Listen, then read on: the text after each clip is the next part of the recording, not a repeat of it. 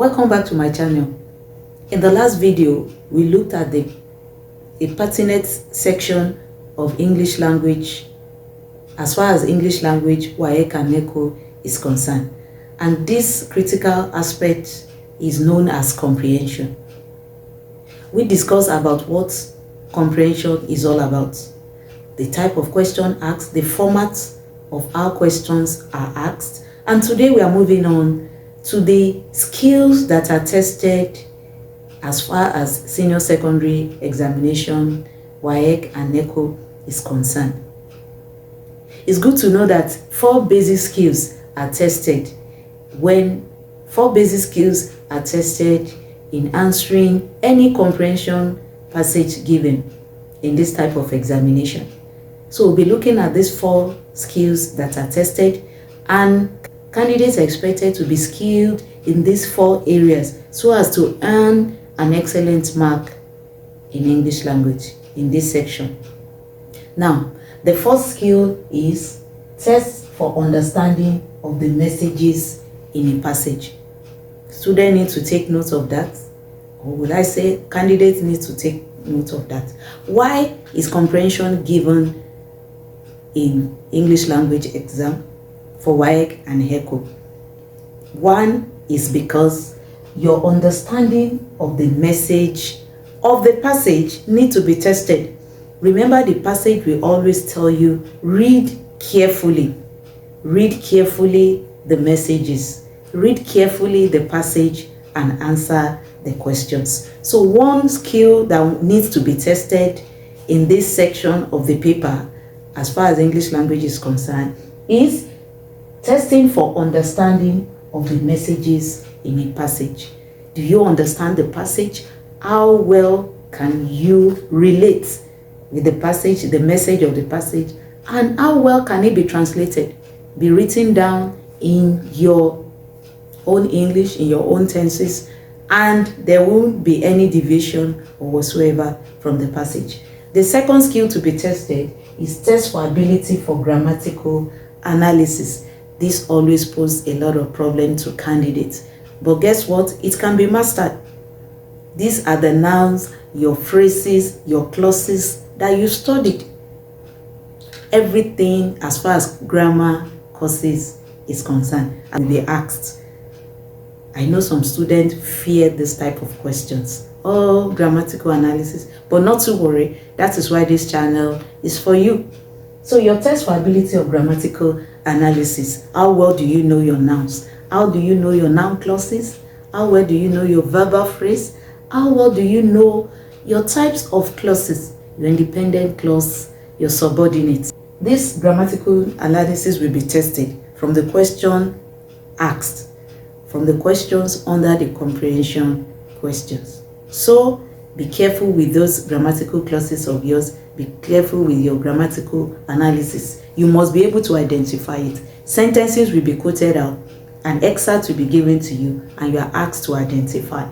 So the third one that will be asked, your skill that will be tested for the third skill is test for ability for determination of figure of speech. I have a video concerning that, the figures of speech, your similar, your metaphor, your hyperbole, several types will be asked. So don't think that the figures of speech is meant for the art students alone. No, make sure you know the basics, the function of figures of speech and the identification.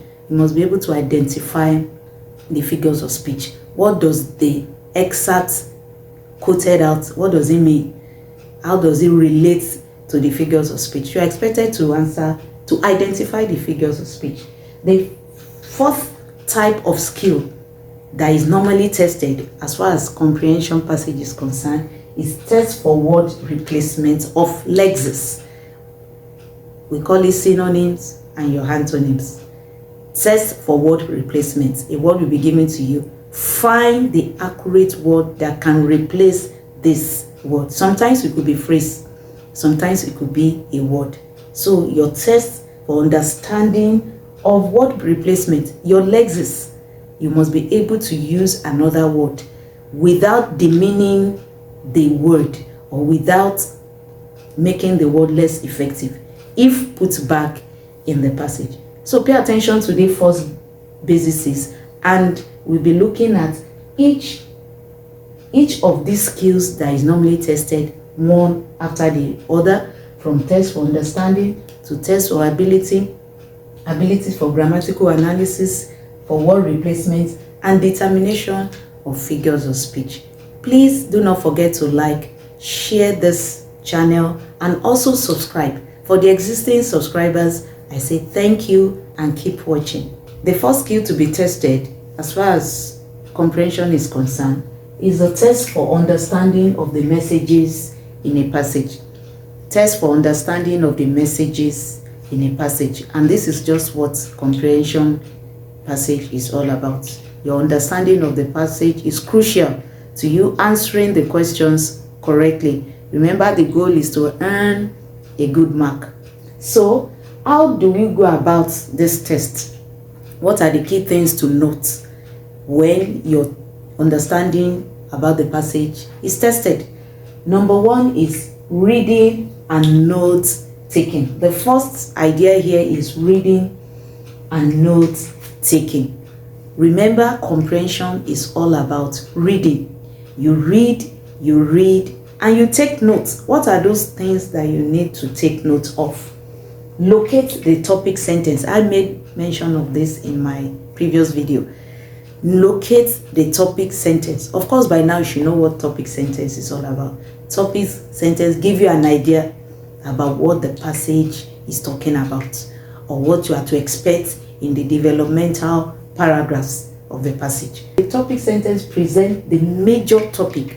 It's just like a prelude. When watching a movie, they show you a prelude. That prelude gives you an idea, okay, this is what this passage or this movie is all about. In writing, also in comprehension, a topic sentence sets the tone about the passage that is before you, to be read and to be answered. So locate the topic sentence. Usually the topic sentence is usually located at the initial paragraph. That's the first paragraph.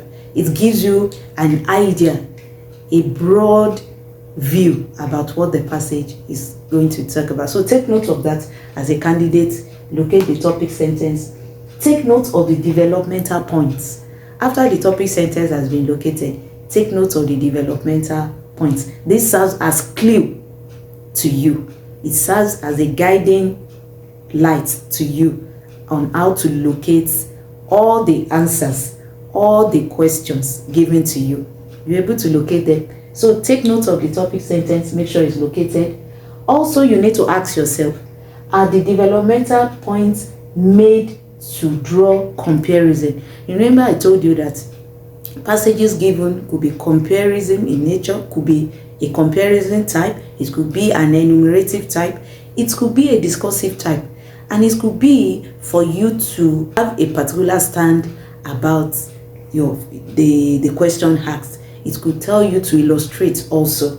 So the developmental point gives you a clue about the passage. Is it comparison in nature? Is it to confirm the existing facts already stated in the passage? Is it to enumerate? Am I to enumerate this point given? Am I to highlight the points? Also, it could be to define what has been stated by the writer in the passage. Also, it could be a contrast. I've said it at the previous video. In the previous video, it could be to disapprove.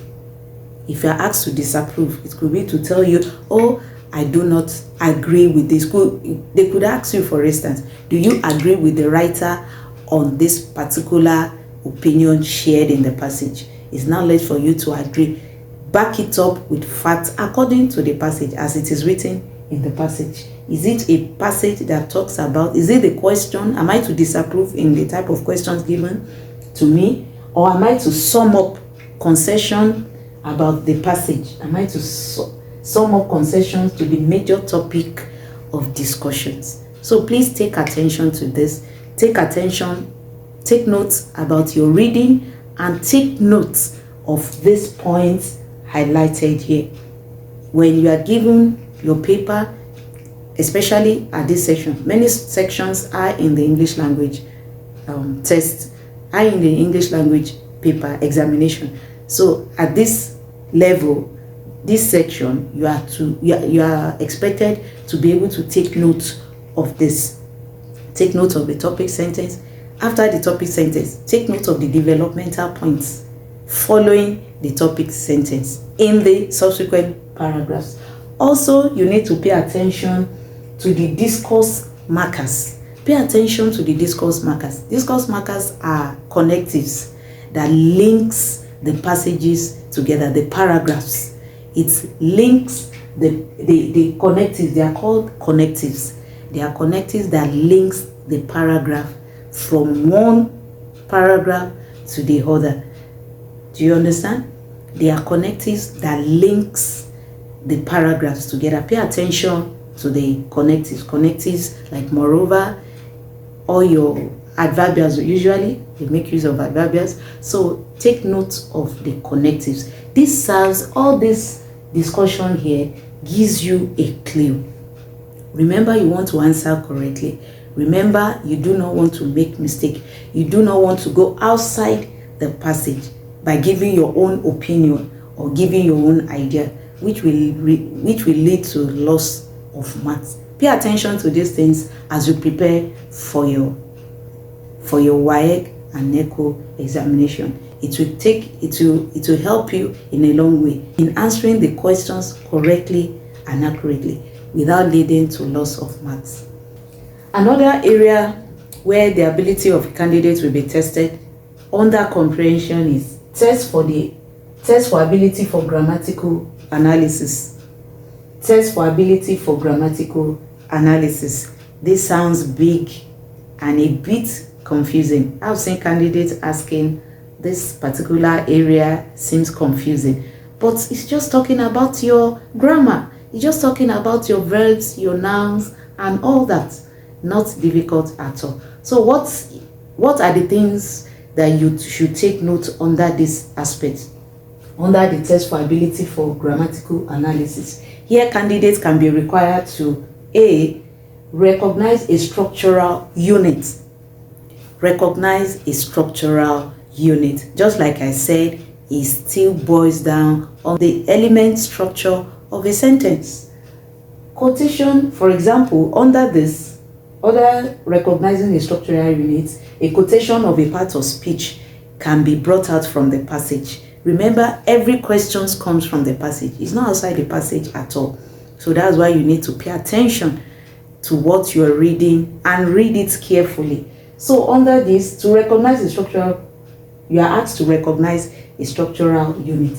Quotation of a part of speech. It could be noun, it could be a verb, it could be phrasal verb, it could be adjective, preposition, or an adverb. An excerpt will be taken out for you to actually recognize or identify what part of speech that you are asked to, that is brought out from the passage. Another area under test for ability for grammatical analysis is to convert. Sometimes you might be asked to convert excerpts into direct or indirect reports or speech. You are asked to convert direct to indirect speech. This is what is known as active and passive voice. So please, as you are reading, make sure you read wide. Go over what you have been taught in the past and bring it down to the present. So pay attention to your direct and indirect speech, your active and passive voice. How is it changed from active to passive voice? For example, if I say the teacher is teaching the student, this is an active form of sentence and it's also direct. The teacher is teaching the students. The teacher is teaching the students or learners. So how do you change it? The students are being taught by the teacher. You have changed it from direct to indirect. Several questions could be asked under it. Remember, every question is taken from the passage. No questions comes outside the passage. So limit your answers within. So active and passive voice, sometimes you are asked to convert exact to direct or indirect report. Also, you are asked for function of punctuation marks. That seems simple, right? Function of punctuation marks. As far as English language is concerned, as a candidate, nothing should be left unread. Make sure you cover all the topics from grammar to vocabulary to lexis and structure to comprehension to summary to writing. Everything should not be left out. You have to cover all. You never can tell which question will be asked. Sometimes they ask for punctuation marks. Your full stop. Why is this comma used? Or identify this punctuation mark. Know your semicolon. Know your full stop. Know your comma. Know your apostrophe. Know your brackets. Know your parentheses. Nothing must be left out. After the punctuation marks, which I ask you to take note of, all the punctuation marks that we normally use in writing when constructing sentences, pay attention to them. We also have giving grammatical terms and stating grammatical functions. Do not allow this big vocabulary to confuse you. Everything is just about phrases and clauses. Everything is all about the phrases and the clauses. Forget about the grammatical terms. It looks big, but do not worry. Everything just boils down on your phrases and your clauses. Like I said earlier, excerpts will be taken from the passage. You are asked to identify it. They will normally ask what grammatical name and function. After naming it, then make sure you state the function. What function is it performing in the sentence? How do you know the function? You go back to the sentence. You go back to the passage locate where that excerpt is taken from. Of course, you must have a knowledge about your phrases and clauses. For more videos of that, I have videos on that, on your phrases and clauses. So, considering this, you have to take note of the phrases. What type of phrase are we talking about? Phrase types include the noun phrase, the adjectiva, and the adverbial phrase. Your noun phrase, the adjectiva, and the adverbial phrase. Then also pay attention. Questions are also asked on clauses too. The clauses talks about the two types of clauses we have in English language includes main clause and subordinate clause.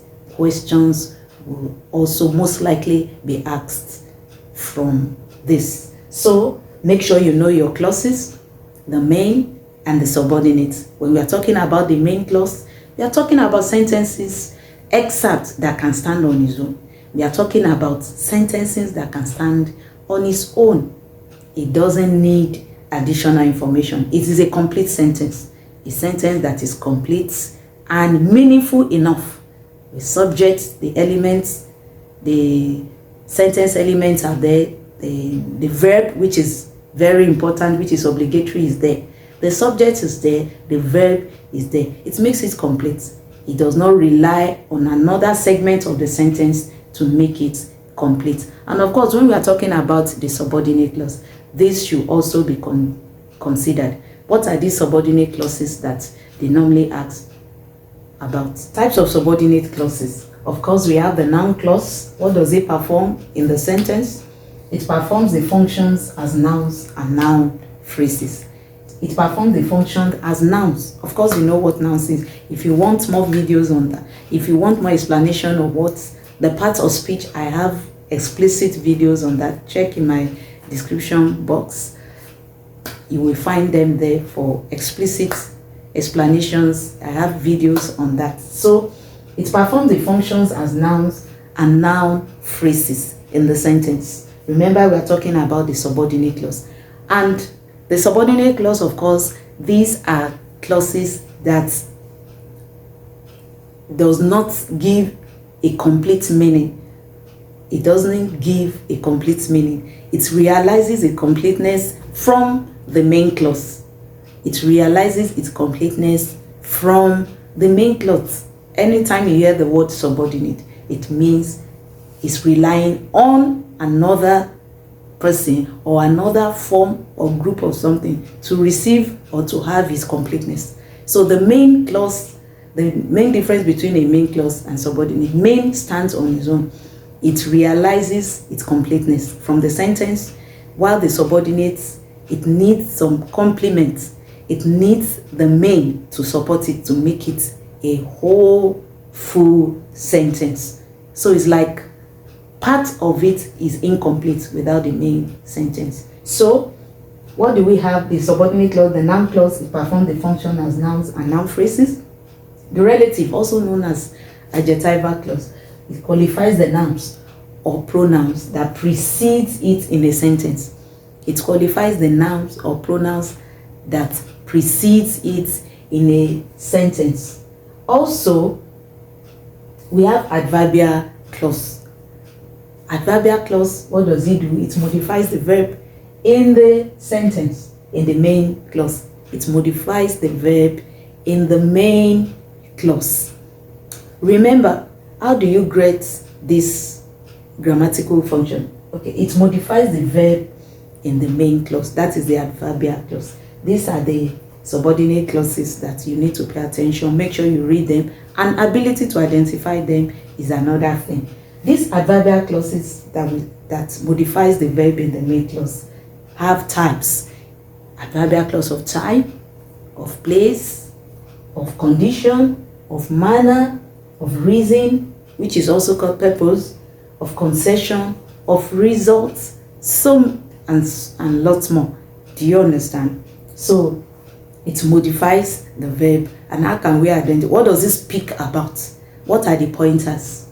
How do I identify it? The pointers could be of time, of place, of concession, of reason or purpose, of results, of concession, of manner. So you need to get used to this grammatical analysis. Remember, the test is to test you on grammatical analysis, which actually revolves around your parts of speech and your phrases and your clauses. Remember, how do you get the grammatical function? When you see the excerpt taken out, always refer yourself to the passage. Go back to the passage. Get the full sentence. Of course, a sentence begins with a capital and ends with a full stop. Always go back to the passage where the excerpt has been extracted from. Do not forget that. I will repeat it.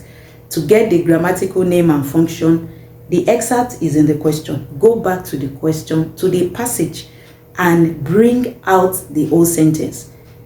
Try and make like a division between the main and the subordinate. From the main, you will know what function is performing. Is it a phrase or a clause? If it's a phrase, what type of phrase is it? Is it a noun phrase? Is it a prepositional phrase? Is it an adjectival phrase? Or is it a noun or an adverbial phrase?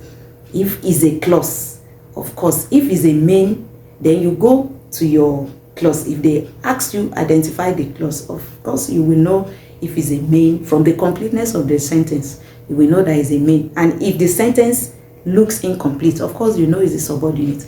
And if you are asked to identify what type of subordinate clause is it, then you go to your relative. Is it a noun clause? Is it a relative or adjectival clause? Is it an adverbial clause? And if it's an adverbial clause, what type of adverbial clause is it? Is it referring to time? Is it referring to place? Is it referring to results? Is it referring to concession? And like many more. Please take time, go over this video, take time to prepare adequately. It is achievable. Your desired mark is achievable. In the next video, we'll be looking at the third and the fourth test that students or candidates are usually being tested on. We've looked at the first, we've looked at the second. We'll be moving on to the third and fourth. Thanks for watching. Do well to like, share, and subscribe. Please share this broadcast for attending candidates who are about to write this examination. I wish you all the best in your preparation. Till I see you in my next video, keep reading and keep being the best in whatever you do. Bye.